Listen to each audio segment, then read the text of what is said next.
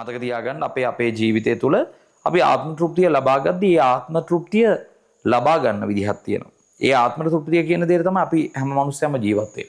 ඒවා නිකන් හිතන්න ඔන්න වෙළඳාම් කරන මිනිස්සෙක් ඉන්නවා.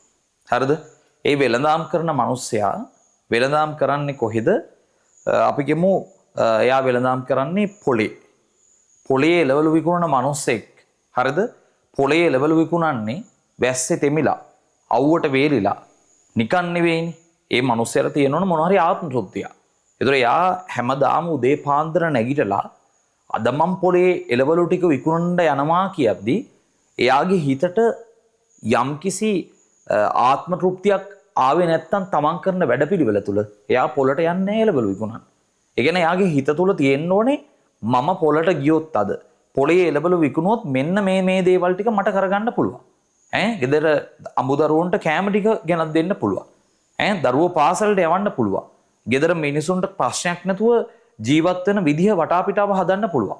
අන්න ඒ මනුස්සයාට තියෙනවා ටාගට්ස් කියලා જાතියක් එතකොට. ඒ ටාගට් එකකින් ඒ මනුස්සයා ඇඳේ නිදාගෙන වැතිරලා ඉද්දි කුසීත වෙද්දි ඒ ටාගට් එක ඒ මනුස්සයාට අර ආත්ම තෘප්තියක් ලබා ගන්න විදිහකට මනස හදනවා. ඊට පස්සේ මේ මනුස්සයා ඔළුවේ කැක්කුම තිබ්බත් කොන්දේ කැක්කුම තිබ්බත් මොන අමාරුව තිබ්බත් ටක් ගාලා ලෑස්තිලා පොලට එනවා. ඒ අර තමන්ගේ ගෝල්ස් ටික ටාගට්ස් ටික ඇචීව් කරන්න. ඊට පස්සේ එයා මොකද කරන්නේ? හවස නැවත ඇවිල්ලා ඇඳේ නිදා ගන්න වෙලාව තුල රාත්‍රී කාලයේ ඔය දවස ගෙවලා නිදා ගන්න වෙලාව තුල එයා පට්ට ආත්ම තෘප්තියකින් නිදා ගන්නවා. මොකද තමන්ගේ දවස ගැන බලලා. එයා කල්පනා කරනවා මම අද දවස තුල මොනවද කරේ? මම පොලට ගියා, පොලේ එළවලු විකුණුවා, මම සල්ලි හෙව්වා, ඒ සල්ලි වලින් ගෙදර මිනිසුන්ට කණ්ඩ ගෙනත් දුන්නා, දරුවෝ සතුටින් කෑම කෑවා. දැන් හෙට දුවලා පුතාලා ටික ඉස්කෝලේ යනවා. ඉස්කෝලේ ගිහිල්ලා එයා ඉස්කෝලේ වැඩවලට මෙහෙම දේවල් කරනවා. ඒකට මම සල්ලි දුන්නා, මම හොඳ තාත්තා කෙනෙක් කියලා ඒ මනුස්සයාට ආත්ම තෘප්තියක් තියෙනවා. ඒතර පොලේ එළවලු වෙලෙන්දා හරිද? ඌට ආත්ම තෘප්තියක් නැත්තම් ඌ යන්නේ නැහැ වැඩේ කරන්න. ඒ වගේ තමයි හැම දෙයකම අපිට තියෙන්න ඕන අපිට ආත්ම තෘප්තියක් තියෙන්න ඕනේ. ඒ ආත්ම තෘප්තිය ගන්නෙ කොහොමද අපි? අපි ආත්ම තෘප්තිය ගන්න නිකන් ඉඳලා නෙවෙයි. නිකන් ඉඳලා අපිට ආත්ම තෘප්තිය ගන්න බෑ. ආත්ම තෘප්තිය ගන්න වැඩ කරන්න ඕනේ. එතකොට ඔය පොලේ වෙලෙන්දා වගේම තමයි රජයේ කාර්යාලයක වැඩ කරන නිලධාරියෙක් ගත්තත්, නිලධාරිනියෙක් ගත්තත්.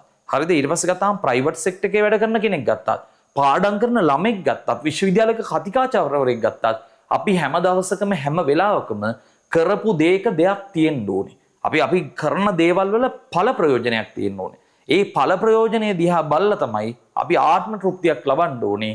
මම මේ දේවල් ටික කරා කියලා. ඒතකොට ලෝකේ සමහර මිනිස්සු ඒ ආත්ම තෘප්තියක් ලබන්නේ නැතුව ඔහේ දේවල් කරලා ඔහේ හිතලා ඔහේ කාලා බීලා ඔහේ ඉඳලා මැරලා යනවා. වැඩක් නැහැ මිනිසුන්ගේ ජීවිතය තුළ. හැම මොහොතකම අපි යම්කිසි ටාගට් එකක් ගෝල් එකක් ඇතුව වැඩ කරනවා වගේම අපි මේ වැඩේ බොක්කින් කරනවා වගේම අපි උත්සාහ කරන්න ඕනේ ඒ වැඩේ තුල අපි ආත්ම තෘප්තියක් ලබාගෙන ඒ වැඩ කොටස කරන්න. මොකද ඔය ආත්ම තෘප්තියට පුළුවන් ඊළඟ ටාගට් එක අපිට පෙන්නලා දෙන්න. දැන් උදාහරණයක් විදිහට පොලේ වෙලෙන්දාර පොලේ එළවලු ටික විකුණලා එයා ආත්ම තෘප්තියක් අරගෙන දවස නිමා කරලා නිදාගද්දී එයාට හිතනවා නම් මම කරන වැඩ කොටස සාර්ථකයි මට ලාභයක් එනවා කියලා. එයා පොලෙන් කවදා හරි දවසක සුපර් මාකට් එකකට යන පාත් එකක් හදාගයි. එතකොට හැම මිනිස්සයම එකපාරට දියුණු වෙන්නේ නැහැ. ඉස්සල්ලාම බයිසිකලයක යන පයින් යන මිනිස්සේ හෙමින් සීරුවේ පයින් වැඩට ගිහිල්ලා ඉතුරු කරගන්න පොඩි දේ තුලින් බයිසිකලයක් ගන්නවා. ඌ බයිසිකලේ අරගෙන ආත්ම තෘප්තියක් ගන්නවා. ඒ ආත්ම තෘප්තිය ගන්න නිසාම තමයි ඌ ඊළඟට සල්ලි එකතු කරලා මොටෝ බයික් එකක් ගන්නෙ.